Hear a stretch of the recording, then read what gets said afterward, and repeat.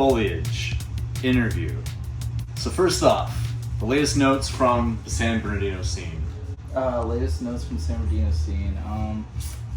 Nothing really, just the same city, very broken, gang-ridden, drug-ridden, crime-ridden, poverty. That's the life there, so yeah.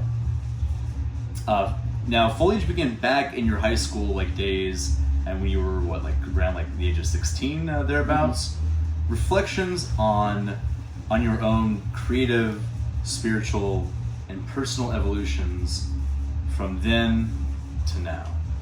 I got older. I got into more music. I think when I started the Foliage project, I was really into chasing a sound that I've always longed for. I grew up on the Smiths.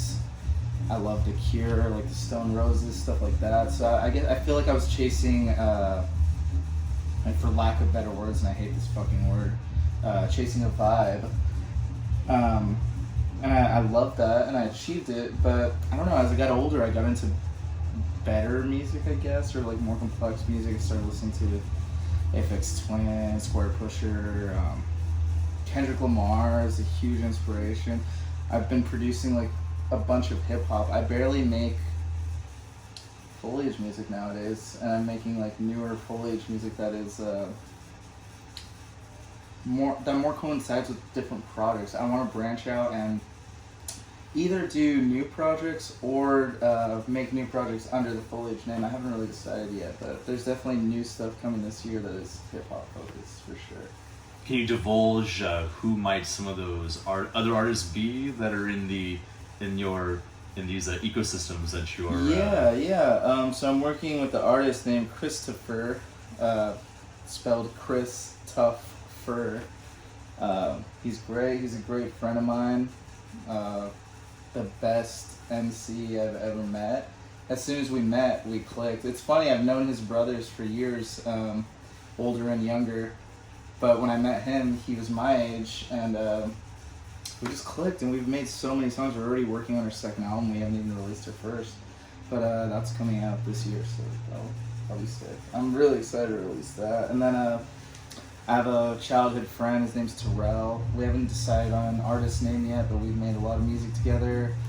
I'm working with a bunch of other rappers or artists, and I want to collaborate with more people. I feel like that's something I've never done as Foliage. I focused a lot on being this one-man band, being this producer, blah, blah, blah.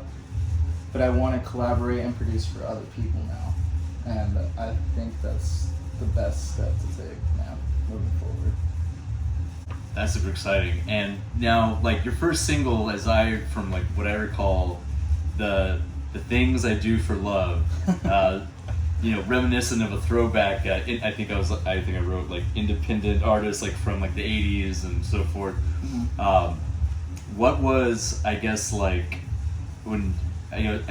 what was some of the icons of today contemporaneously that are currently inspiring your craft? Ooh. I know you touched on some of those, but if say the 80s initially served as a certain template, this kind of the old college rock charts, right. CMJ charts. I don't know if CMJ is mm-hmm. I don't think CMJ is so much of a thing anymore and all of that. But what would be some of your guiding lights? I've never this is the thing that's kind of interesting, and I like this is I'm not super into contemporary music.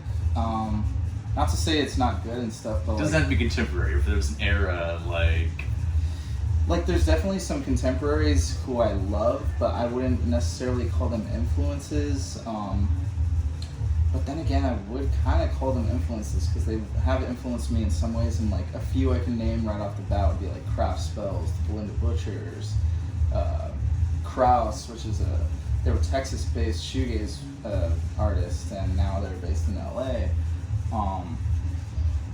There's just a bunch, and I keep meeting new people that were. It's really crazy to hear that other people that are way bigger than me were inspired by me. It's pretty crazy because I'm nobody. For example, Dream Ivory. I don't know. I don't want to name people, but it's really cool meeting these people because they're just like such cool people, and the music world is, you know, I feel like you as an artist looking up to these bigger artists, you know, you kind of feel intimidated and feel like you know, these people are dickheads, blah blah blah. They're too cool for me, blah blah blah. But then you meet them and they're just sweet. People are people. Yeah, people They're are people. Human beings at heart. We all shit and piss. All right, and so Can't Go Anywhere serves as a perfect encapsulation of our collective quarantine pandemic existence, reflections on what that time of solitude revealed to you. Whew. Well, it's kind of weird because the pandemic, I don't know. I mean, for a lot of people, I'm sure it made them, I mean, it made me depressed, of course, too. I don't know, I just wanted to fight through it, especially in those times. Like, I was losing a lot of weight and stuff, making music, like the most deep music I've ever made, most honest music I've made with really honest lyrics. I was inspired a lot by Julian Baker when I made that record, Foliage, self-titled, which came out in the pandemic, and it's been my worst record to date. It lost me a lot of fans. It completely flopped.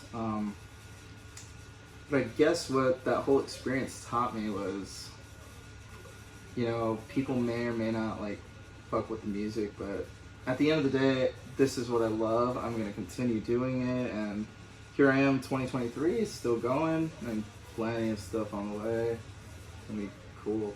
Yeah, lots of new stuff, and then this remix is coming out by the time this interview is posted, so yeah, it's gonna be good. And you know, the motif of finding a space and a point of solace, like through music, is a consistent and connecting you know, thread that's like throughout much of your work.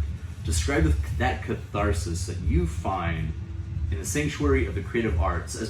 I think when we first spoke around like 6 years ago, one of the things that I remember you had mentioned was having a daily creative process. Yes. And then I don't know, just like, you know, I'm just curious to hear more about that cathartic path of discovery.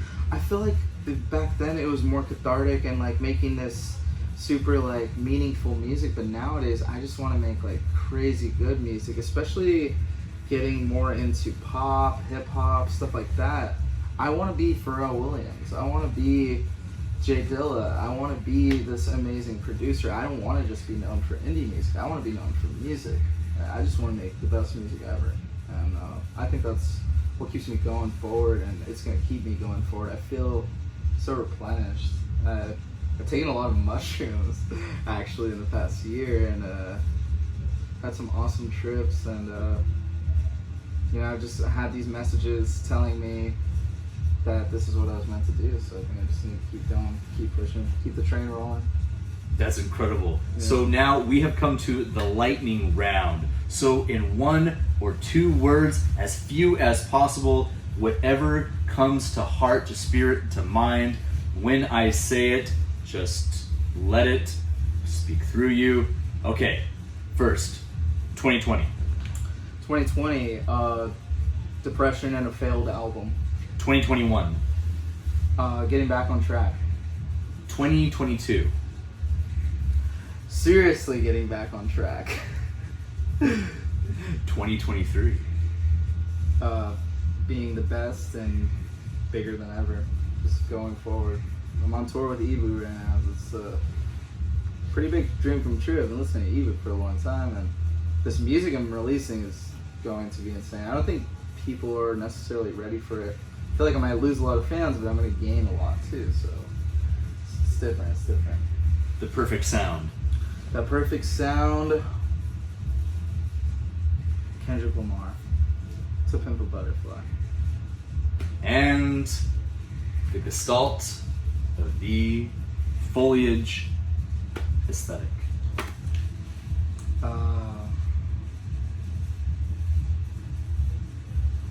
Beauty. Unbound. Sounds That's good. it. Manuel Joseph Walker, Foliage. Yes.